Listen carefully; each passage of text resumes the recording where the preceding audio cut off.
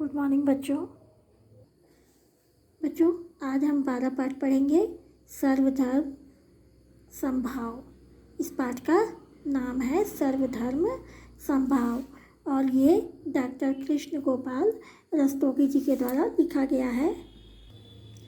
धार्मिक सहिष्णुता और मानव धर्म सर्वोपरि है। युद्ध, द्वेष और कलह का भी इन सब पर कोई असर नहीं होना चाहिए। मानव कल्याण, विश्व बंधुत्व की भावना हर मनुष्य में सर्वोपरि हो, इस बात का प्रमाण महाराणा प्रताप और गुरु गोविंद सिंह की इन दो प्रेरक कहानियों में मिलता है, जहाँ युद्ध जीतने के बाद भी दोनों में मानवता को सबसे ज़्यादा महत्व देते हुए शत्रु सैनिक और उनके परिवार से आत्मीय व्यवहार किया। तो बच्चों, इस पाठ का नाम है सर्व धर्म समभाव, जिसका अर्थ होता है सभी धर्म एक समान होते हैं, किसी में भी कोई परिवर्तन नहीं होता है। धर्म सभी एक समान होते हैं, देवी देवता सब एक समान होते हैं। तो इसी प्रकार से इसमें कहा जा रहा है कि धार्मिक सहिष्णुता और मानव धर्म सर्वोपरि है, ठीक है। और युद्ध और द्वेष, कलह किसी भी प्रकार का कोई भी कारण हो, लेकिन वो इस पर धर्म पर किसी भी प्रकार से कोई असर नहीं दिखाता है। मानव कल्याण यानी मनुष्यों के कल्याण के लिए विश्व बंधुत्व, पूरे विश्व में बंधु यानी दोस्ती की भावना रखना, हर किसी को अपना समझना हर मनुष्य में सर्वोपरि होता है। ये भावना हर किसी में होती है। हर कोई जो है अगर चाहे तो इस तरीके का कार्य कर सकता है, यानी दूसरों को वो क्या कर सकता है, अपना सहायता पहुंचा सकता है और सभी को अच्छे तरीके से अपना भाई बंधु समझ करके सबके साथ अच्छा व्यवहार कर सकता है। बशर्ते क्या है कि उसको समझना चाहिए कि हर मनुष्य क्या है, भाई है, हर मनुष्य दोस्त है, हर मनुष्य संबंधी है, यानी मनुष्य में आपसी संबंध है, धर्म का कोई संबंध नहीं होता है। और इस बात का प्रमाण जो है कहाँ मिलता है, महाराणा प्रताप और गुरु गोविंद सिंह की इन छोटी छोटी कहानियों में मिलता है। यानी कि अब जो हम पढ़ने जा रहे हैं ये दो छोटे छोटे कहानियाँ हैं, जिसमें आज हम पहला कहानी पढ़ेंगे महाराणा प्रताप और मुगल का है, ठीक है। तो इसमें जो है हम देखेंगे कि किस प्रकार से हमको शत्रु और सैनिक और उनके परिवार के बीच में क्या व्यवहार इन्होंने किया, युद्ध जीतने के बाद भी किस तरीके से आत्मीय व्यवहार, लोगों के प्रति सद्भावना का व्यवहार था, उसको हम देखेंगे इस कहानी में। महाराणा प्रताप और मुगलों के बीच युद्ध चल रहा था। कुंवर अमरदीन सिंह के नेतृत्व में महाराणा का पलड़ा भारी रहा। खान खाना और उनकी सेना को मैदान छोड़ना पड़ा। अमर सिंह ने मुगलों की स्त्रियों, बच्चों और परिवार वालों और सैनिकों को बंदी बना लिया।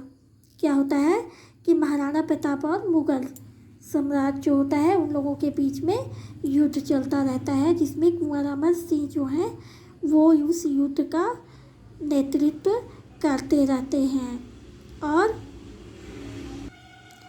कुंवर अमर सिंह के नेतृत्व में, यानी कि वो उस युद्ध जो मुगलों और महाराणा प्रताप के बीच में हो रहा था, उसमें जो है महाराणा प्रताप की तरफ से नेतृत्व कौन कर रहा था, कुंवर अमर सिंह कर रहे थे। और इनकी वजह से क्या था, महाराणा प्रताप का पलड़ा जो है भारी रहता है, यानी कि उसमें अच्छे लोग रहते हैं। ये लोग मुगलों पर भारी पड़ रहे थे युद्ध में, और इस तरीके से उनकी मुगलों की सेना को जो है क्या करना पड़ता है, मैदान छोड़ करके भागना पड़ता है। और अमर सिंह ने मुगलों की स्त्रियों, बच्चों और परिवार वाले सैनिक सभी को जो है बंदी बना लेते हैं। और उसके बाद क्या होता है, राणा प्रताप ने जब लड़ाई में जीतने का समाचार सुना तो वे कुंवर अमर सिंह को बधाई देने स्वयं आए। परंतु जब महाराणा को पता चला कि कुंवर ने मुगलों की स्त्रियों और परिवार वालों को बंदी बना लिया है, तो वे अत्यंत क्रुद्ध होकर बोले, कुंवर लड़ाई जीतकर तुमने जो स्थान मेरे हृदय में प्राप्त किया था वह समाप्त हो गया। तुम नहीं जानते तुमने मुगलों की स्त्रियों और परिवार वालों को बंदी बनाकर कितना बड़ा अपराध किया है। हमारी शत्रुता मुगल साम्राज्य से है, किसी व्यक्ति विशेष से नहीं। उनकी स्त्रियां भी हमारी माँ बहनों के समान हैं। तो फिर क्या होता है, अमर सिंह के नेतृत्व में महाराणा प्रताप की टीम जो रहती है, सेना जो रहती है, वो जीत जाती है और मुगलों की सेना हार जाती है, मैदान छोड़ करके भाग जाती है वहाँ से। और जब महाराणा प्रताप को यह पता चलता है कि कुंवर अमर सिंह के नेतृत्व में हमारी सेना जीत गई है, तो वो कुंवर अमर सिंह को बधाई देने के लिए वहाँ पर जाते हैं। और जब वो वहाँ जाते हैं तो वहाँ जाकर उनको पता चलता है कि कुंवर क्या किए हैं, मुगलों की स्त्रियों और उनके परिवार वालों को बंदी बना लिए हैं घर में। तो वो क्या करते हैं कि वो बहुत क्रोधित होते हैं। कौन?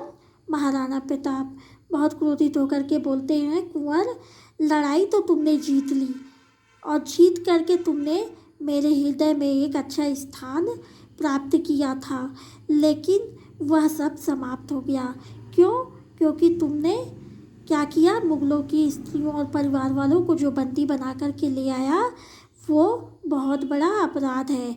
तुम नहीं जानते हो कि तुमने कितना बड़ा अपराध किया है, क्योंकि हमारी शत्रुता जो है, हमारी दुश्मनी जो है किससे है? मुगल साम्राज्य से है, किसी एक व्यक्ति से नहीं है, किसी एक मनुष्य से नहीं है। उनकी स्त्रियां यानी उनकी जो परिवार के सदस्य हैं और उनके स्त्री लोग जो हैं, औरतें जो हैं, उनके घर की लड़कियां हैं जो, वो सब क्या है? मेरी माँ और बहन हैं। मैं सबको इस रूप में देखता हूँ, इसलिए ये सारे लोगों को तुमने बंदी बना करके बहुत गलत काम किया है। राणा प्रताप ने स्वयं जाकर खानखाना की बेगम से भेंट की और कुंवर के अपराध के लिए क्षमा मांगी। उन्होंने आदेश दिया कि मुगलों की स्त्रियों और बच्चे सम्मानपूर्वक मुगलों के पास पहुंचा दिए जाएं। तब क्या होता है कि जब महाराणा प्रताप को ये बात पसंद नहीं आती है और वो क्या करते हैं कि स्वयं खानखाना की जो बेगम होती हैं उनसे जा कर के मुलाकात करते हैं, मिलते हैं और उनको कुंवर के इस अपराध के लिए उनसे जो है क्षमा मांगते हैं। और उसके बाद वो महाराणा प्रताप आदेश देते हैं अपनी सेना को कि मुगलों की स्त्रियों और बच्चों को सम्मानपूर्वक ले जा कर के उनके पास पहुंचा दिया जाए। किसके पास? मुगलों के पास। जिनकी पत्नियां हैं, जिनके बच्चे हैं, उनको ले जा कर के सम्मान से और पहुंचा कर के वापस आया जाए। ठीक उसी के बाद क्या होता है, अकबर ने जब देखा कि मुगलों की स्त्रियां और बच्चे राजपूतों के संरक्षण में सकुशल लौट रहे हैं, तो उसका सिर भी महाराणा प्रताप की धार्मिक सहिष्णुता के सामने आदर से झुक गया। संसार में अनेक धर्म हैं, सभी धर्म अच्छी अच्छी बातें सिखाते हैं। वे सभी हमें असत्य से सत्य की ओर, बुराई से अच्छाई की ओर और पाप से पुण्य की ओर ले जाते हैं। हमारा कर्तव्य है कि हम सभी धर्मों का आदर करें। भारतीय संस्कृति में तो विशेष रूप से कहा गया है कि किसी भी धर्म की निंदा मत करो। तो जब महाराणा प्रताप आदेश देते हैं तो उनकी सेना क्या करती है, मुगलों के स्त्रियों और बच्चों को ले जा कर के मुगलों के पास सुरक्षित जो है पहुंचाती है। तो ये सब जो है अकबर देखते हैं। और जब यह अकबर ने यह सब देखा तो उन्हें जो है बहुत खुशी हुई और उनका सिर भी महाराणा प्रताप के सामने झुक गया। क्यों? क्योंकि महाराणा प्रताप जो है बहुत ही दयालु किस्म के इंसान थे। युद्ध करना उनका कर्तव्य था, लेकिन किसी की पत्नी, किसी के बच्चे, किसी की स्त्रियों को वो किसी भी प्रकार का नुकसान नहीं पहुंचाते थे। तो ये सहिष्णुता जो रहती है उसको देख करके महाराणा प्रताप के बारे में अकबर ने एक अच्छा सोच अपने अंदर कायम किया और उसके बाद उनके सामने उसका सिर यानी कि अकबर का सिर जो है झुक जाता है बड़े प्रेम से वो उनके सामने आकर के आदर से अपना सिर झुकाता है और उसके बाद वो बहुत खुश होता है। और ये सब करने के बाद महाराणा प्रताप को भी बहुत खुशी होती है, क्योंकि संसार में अनेक धर्म हैं। हम जानते हैं कि हमारे संसार में यानी कि पूरे विश्व में अनेकों धर्म हैं, लेकिन सभी धर्म में हमें अच्छी अच्छी बातें सिखाई जाती हैं, है ना। सभी धर्म जो है क्या सिखाते हैं, असत्य से सत्य की ओर, यानी कि कभी किसी का गलत नहीं सोचना चाहिए, हमेशा सही की ओर चलना चाहिए, सही राह पर चलना चाहिए, बुराई से अच्छाई की ओर, कभी बुराई नहीं करनी चाहिए, कभी किसी के बारे में बुरा नहीं सोचना चाहिए, और पाप से पुण्य की ओर। ये सभी धर्म क्या है, एक ही चीज़ हमको सिखाती हैं। सभी धर्मों में यही सिखाया जाता है कि सत्य से सत्य की ओर चलो और बुराई से अच्छाई की ओर और पाप से पुण्य की ओर चलो। हमारा जो है सबसे पहला कर्तव्य यही होता है कि हम जो है सभी धर्मों का आदर करें, सम्मान करें, सभी को एक समान समझें। और भारतीय संस्कृति में यानी कि हमारे भारत की जो संस्कृति है उसमें तो विशेष रूप से यह समझाया गया है, कहा गया है कि किसी भी धर्म की निंदा कभी नहीं करनी चाहिए। लोग जात पात धर्म अधर्म की बातें करते हैं, ये सब कभी नहीं होना चाहिए। छूत अछूत ये सब जो है कि इन सब से इंसान को हमेशा दूर रहना चाहिए, इन सब के बारे में कभी नहीं सोचना चाहिए। अगर आप सबका अच्छा सोचोगे तो आपका भी अच्छा हमेशा होगा, क्योंकि कहते हैं कि अगर हम किसी का अच्छा सोचते हैं तो उनकी दुआएं हमेशा हमें लगती हैं, तो वो हम अगर उनका अच्छा करेंगे तो वो हमें लाखों दुआएं देंगे। इसलिए कहा जाता है कि कभी भी किसी की निंदा नहीं करनी चाहिए, कभी किसी धर्म की निंदा नहीं करनी चाहिए, यानी किसी धर्म को गलत नहीं बताना चाहिए। क्यों? क्योंकि सबका अपना अपना धर्म होता है और धर्म कभी भी किसी को गलत चीज़ नहीं सिखाता है ना।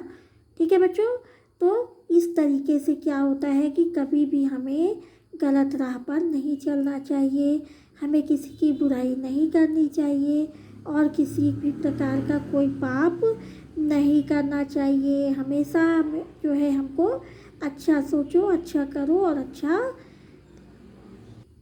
बनो, है ना। जितना अच्छा आप करोगे, ऐसा नहीं है कि आप अच्छा करोगे तो आपको आगे चल कर के किसी प्रकार की कोई कठिनाई होगी, नहीं। अगर आप अच्छा करते हो तो आपके साथ भी हमेशा अच्छा ही होगा, है ना बच्चों। तो इसीलिए कभी भी किसी भी प्रकार से धर्म अधर्म को लेकर के कभी लड़ाई नहीं करना चाहिए। जैसे कि आप लोग हमेशा सुनते होंगे, देश विदेश हर जगह लोग जो हैं क्या करते हैं, धर्म को लेकर के, जात पात को लेकर के, छूत अछूत की भावना को लेकर के हमेशा जो है आपस में लोगों को लड़वाते रहते हैं, हमेशा सबके बीच में दुर्भावना जो है